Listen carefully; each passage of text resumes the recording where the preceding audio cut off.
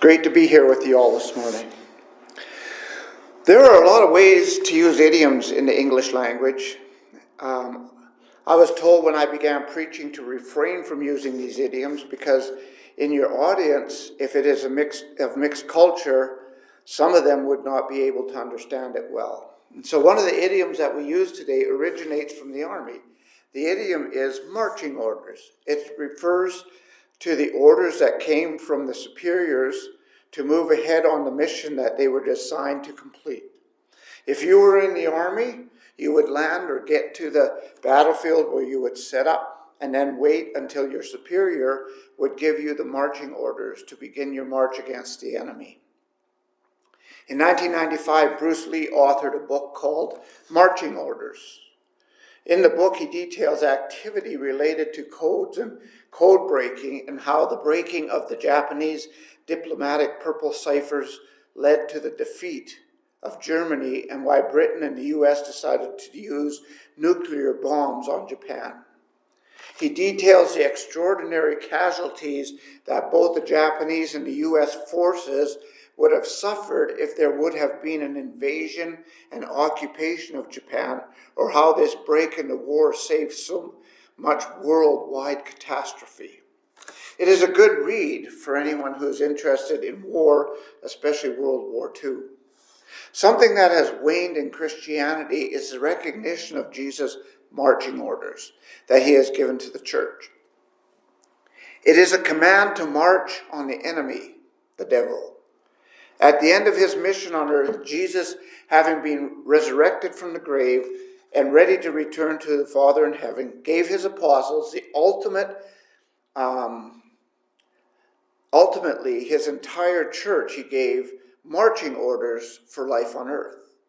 We sing about being in the Lord's army. We truly are engaged in a war with the devil. Scripture alludes to this quite a few times. Jesus knew that his church would only survive if two things happened. One, people would put their faith in him, and two, if people who put their faith in him would go out and share their faith with others. These orders don't seem like much for some people, but they are critical to the church and to the Lord and his kingdom. Jesus told the apostles, "All authority in heaven and on earth has been given to me.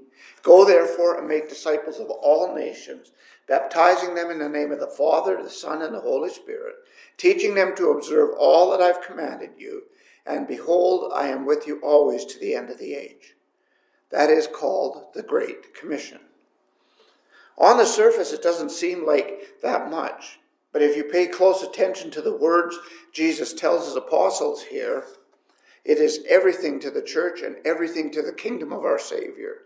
The church being his kingdom on earth. This commandment is not for the faint of heart.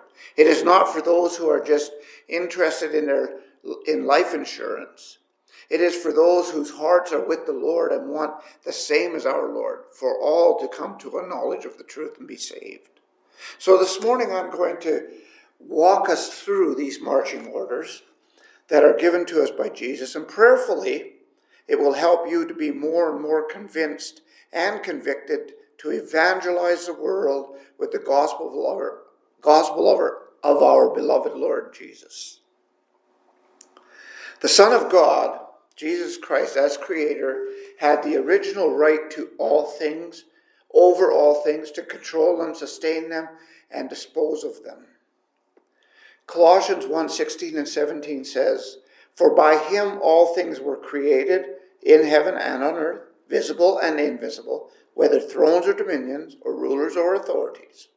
All things were created through him and for him. And he is before all things, and in him all things exist or hold together."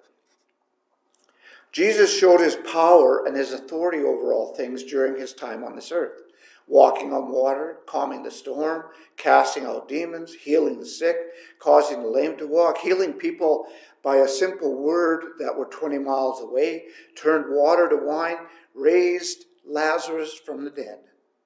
He empowered his apostles to do many of the same things, healing, casting out demons, showing that he had both the authority and the power to do these things. The apostles marveled that even the wind and the waves obeyed his voice. The universe being put under him or under his authority is speaking more particularly about him as mediator, that he might redeem his people, the church. Ephesians 1:21 through 23 says, Christ is seated far above all rule and authority and power and dominion, and above every name that is named, not only in this age, but the age to come. And he put all things under his feet and gave him as head over all things to the church, which is his body, the fullness of him who fills all in all. It is this authority that Jesus is referring to in Matthew 28:18.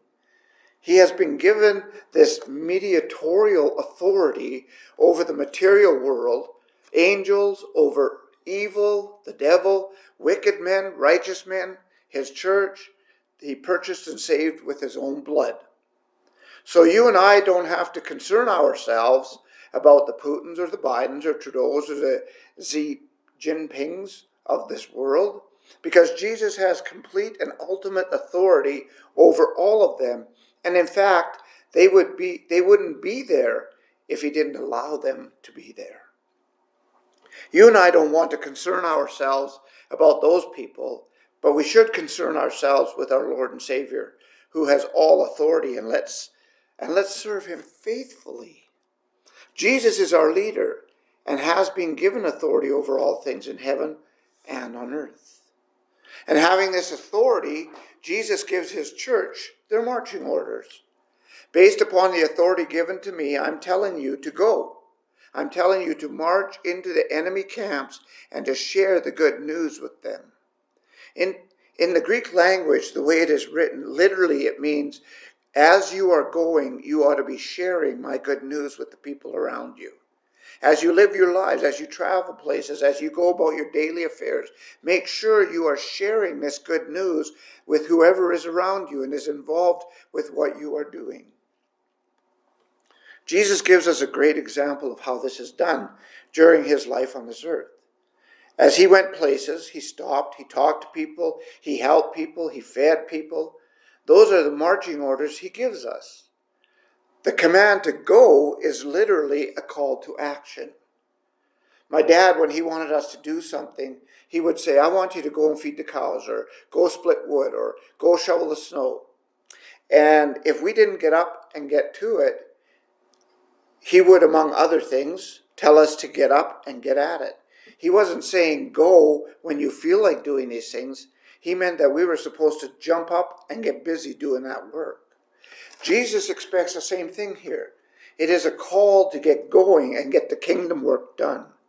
He isn't saying if you feel like it, or if you find the time, or if you could possibly make some time. He's saying this ought to be your first priority in life, since it is laid down, since I have laid down my life for you.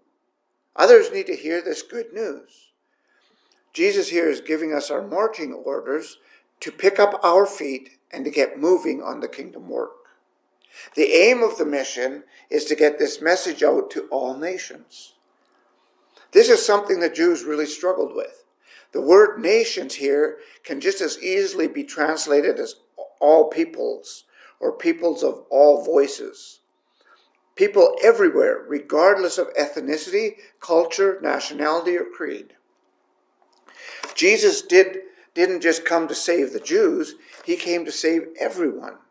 His goal is that not one soul would perish, but that all would come to a knowledge of the truth and be saved.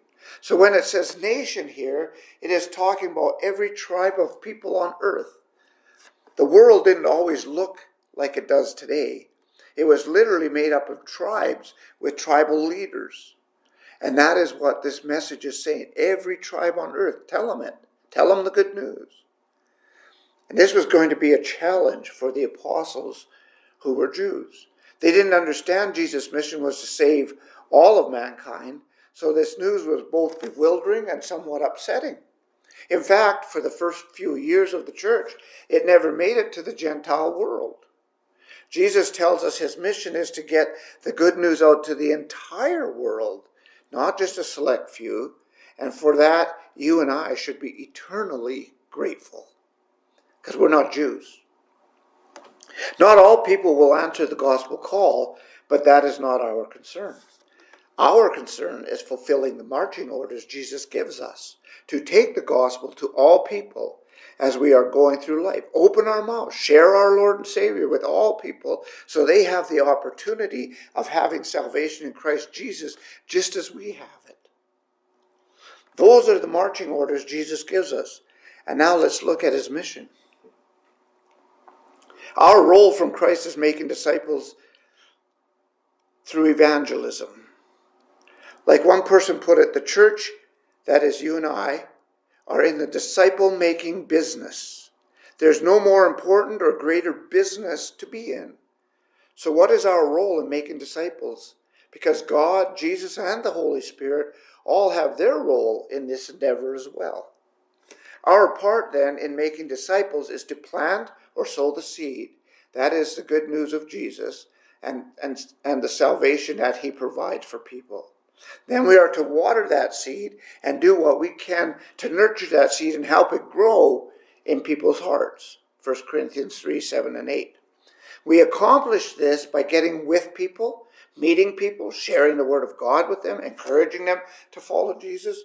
Not us, but Jesus. And we cultivate that heart by sowing and watering that word. That is all called evangelism. Then there is the Godhead and his role in making disciples. God knows the hearts of men. And so God is the one that works on the hearts of men to prepare them for the gospel, to help them understand the gospel if that is their desire. God is also the one who adds the souls to the church. We don't have the authority or the ability or the righteousness or the justness to do such things. That belongs to God. And so we have no say in that matter, who is added to the church. We are simply his co-workers in the kingdom. And so we are to do our part in making disciples. And we are commanded to baptize them in accordance with Jesus' instructions. Jesus' command here is to baptize them in the name of the Father and the Son and the Holy Spirit, whom those who have become disciples and followers. Jesus has been given the authority to command this. 50 days later, after his ascension, Peter is preaching the first gospel sermon, and many are convicted that they had indeed killed the Messiah. What must we do? Or how are we to make this thing right again? Peter tells them exactly how to do that. Just like Jesus told him. He said, repent and be baptized, every one of you, for the forgiveness of your sins, and to receive the gift of the Holy Spirit. By the authority of Jesus, they were baptized into the Father, the Son, and the Holy Spirit. And the result of this full immersion water baptism was union in Christ. And this has been the practice of the church from its inception. Baptism being part of the saving grace of God, not praying Jesus into your heart. Paul reminded the Roman Christians in chapter 6 of their baptism and the result of their baptism, because they were getting lost in the Jews saying they had to obey the law, and that's the way they had a relationship with God. So he says to them, do you not know that all of you who have been baptized into Christ Jesus were baptized into his death? We were buried, therefore, with him by baptism. He says we, that includes Paul, because Paul did the same thing. We were, therefore, buried with him in baptism, in order that, just as Christ was raised from the dead by the glory of the Father, we too might walk in newness of life. There is no forgiveness of sins without repentance, confession, or baptism when it comes to salvation in Christ Jesus. And then there's one last thing Jesus tells us in the Great Commission, teaching them to observe or obey all that I've commanded you. I have been asked, what all did Jesus command the apostles to do? The answer is, read the 4 Gospels of the Lord's mission work, and you will have a great idea. Won't know everything, he said, but enough to know what to do. One of the things you can know for sure he commanded them is everything we have just looked at this morning and studied this morning. The mission of Christ's church is to go make disciples of all nations, baptizing them in the name of the Father, the Son, and the Holy Spirit, teaching them to obey all that Jesus has commanded us. John says we have enough that we can believe in Christ, and Paul told Timothy we have enough that is profitable for teaching, for reproof, for correction, and training in righteousness, that the man of God may be complete, equipped for every good work. Then Jesus gives us the security and assurance of this mission. And behold, I am with you always to the end of the age. A lot of Christians are of the mindset that we are out there in the world on our own and given this commission and often don't realize that Jesus is walking right there with us, marching right alongside of us all the way. When you find yourself in a situation of hostility toward God or a situation of acceptance of God, Jesus is there with you in all situations. Jesus has more on the line for these people than you have. He died for the salvation of their souls. He paid for them with his blood. And so we need to be acutely aware of this and make sure we glorify him in all situations. That is the Great Commission as we know it for the church that Jesus purchased with his own blood.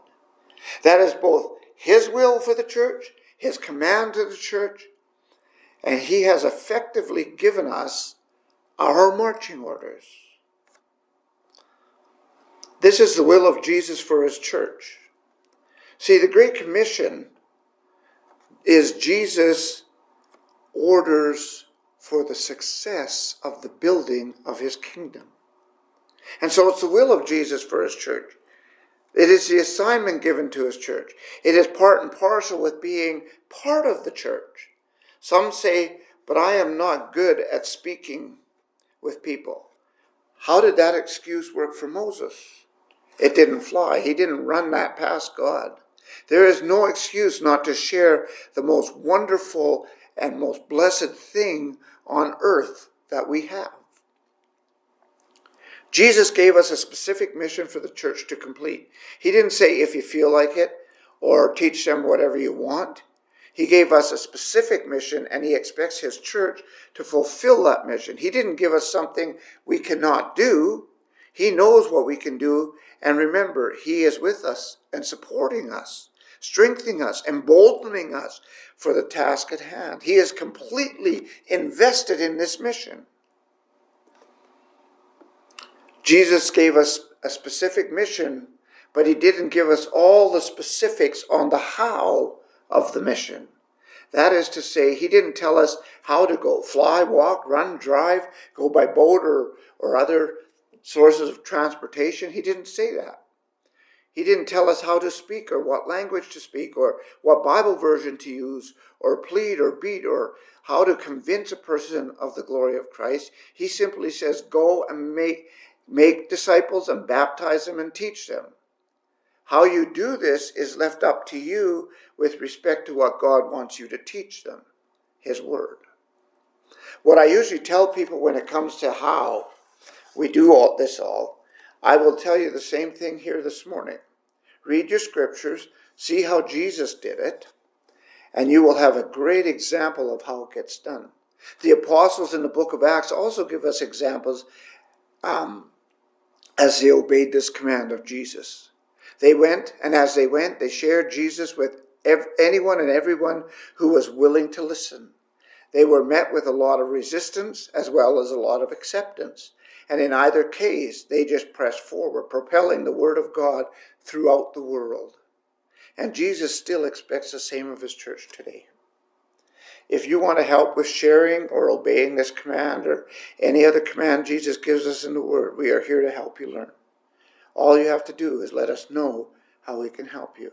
And now let's lift our voices in praise to our God.